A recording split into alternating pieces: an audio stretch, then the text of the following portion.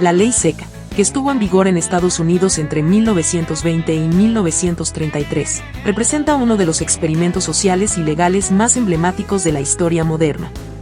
Implementada con la intención de erradicar los problemas sociales y económicos derivados del consumo excesivo de alcohol, la ley buscaba mejorar la salud pública, reducir la criminalidad y fomentar la moralidad en la sociedad. Sin embargo, el resultado de esta prohibición fue muy distinto al esperado, generando una serie de consecuencias imprevistas que involucraron tanto el crimen organizado como una cultura de desobediencia hacia las autoridades. La ley seca fue producto de un movimiento social que abogaba por la templanza, que tenía sus raíces en el siglo XIX. Grupos como la Liga Antisalón y la Unión Cristiana de Templanza Femenina jugaron un rol fundamental. Este movimiento fue ganando terreno a lo largo del siglo XIX, y con la creciente preocupación sobre los efectos negativos del alcohol, se consolidaron como una presión política decisiva en los primeros años del siglo XX. A medida que el movimiento se fortalecía, se creó una red de apoyo que logró influir en las políticas gubernamentales, especialmente en el contexto de la Primera Guerra Mundial, donde el consumo de alcohol también fue vinculado con la escasez de recursos y la necesidad de aumentar la producción de alimentos y bienes básicos.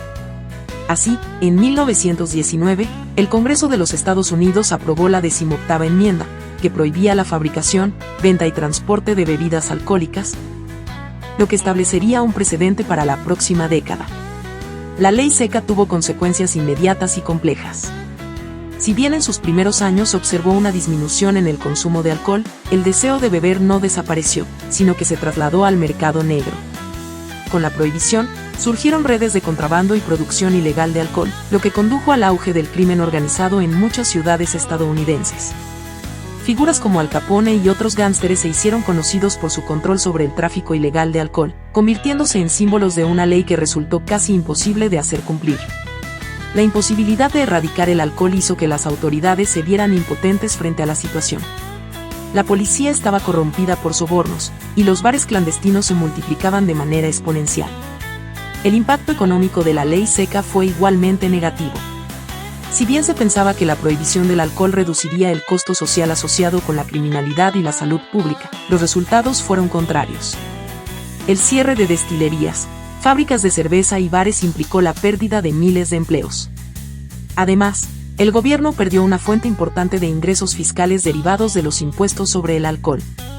Las pérdidas económicas fueron profundas, y el mercado negro que surgió no solo impulsó el crimen, sino que también provocó una grave pérdida de control.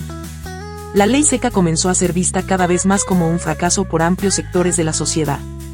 La Gran Depresión de 1929 empeoró la situación económica, y la prohibición dejó de ser una prioridad para el gobierno federal, que necesitaba nuevas fuentes de ingresos. A esto se sumaba la creciente presión de la opinión pública, que veía la ley seca como una causa más de la corrupción y el crimen. En este contexto, la administración de Franklin Roosevelt, quien asumió la presidencia en 1933, apostó por la derogación de la ley seca como una medida tanto económica como social. En ese mismo año, la 21ª enmienda fue ratificada, derogando la ley vigente. Por otro lado, la ley seca también marcó un hito en la relación entre la ciudadanía y el gobierno. Muchos estadounidenses que anteriormente habían respetado la ley se vieron empujados a violarla, ya fuera fabricando alcohol en casa, comprándolo en el mercado negro o asistiendo a bares ilegales. Esto generó un sentimiento generalizado de desconfianza hacia las autoridades y una aceptación cultural de la desobediencia civil frente a leyes consideradas injustas o impracticables. El auge del crimen organizado durante este periodo también dejó un legado importante.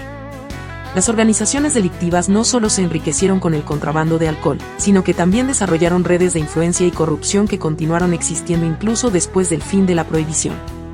A pesar de sus buenas intenciones, terminó siendo un experimento fallido que mostró las limitaciones de las políticas restrictivas y la dificultad de imponer normas que entran en conflicto con las costumbres sociales.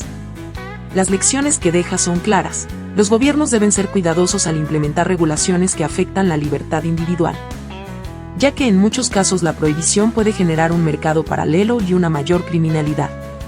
La historia de la ley seca sigue siendo relevante hoy en día, ya que plantea preguntas sobre el equilibrio entre la regulación pública y las libertades personales. Un debate que sigue vivo en el contexto de la política sobre drogas, el control del alcohol y otras sustancias. Si te ha gustado el video, Dale like y suscríbete.